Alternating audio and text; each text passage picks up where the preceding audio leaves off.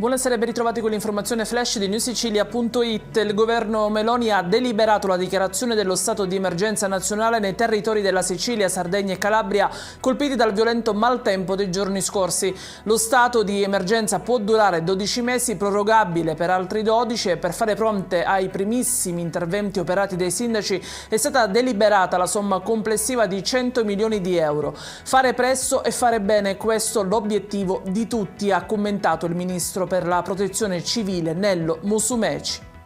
E ci spostiamo a Niscemi per la grave frana che ha colpito il territorio. Adesso la CNA Sicilia e la CNA di Caltanissetta chiedono con urgenza al governo regionale siciliano e al governo nazionale la dichiarazione dello stato di emergenza. La situazione appare estremamente critica, circa 1000 persone sono state evacuate con ingenti danni al patrimonio abitativo e al tessuto produttivo.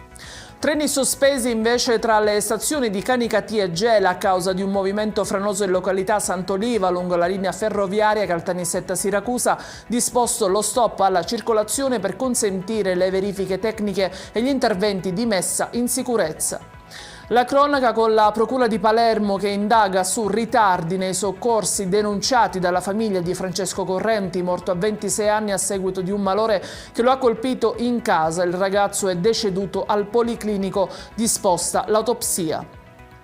In chiusura il meteo, domani leggero miglioramento in Sicilia, il peggio è nuovamente atteso per mercoledì con l'arrivo di una ondata di maltempo che porterà piogge e venti anche sostenuti.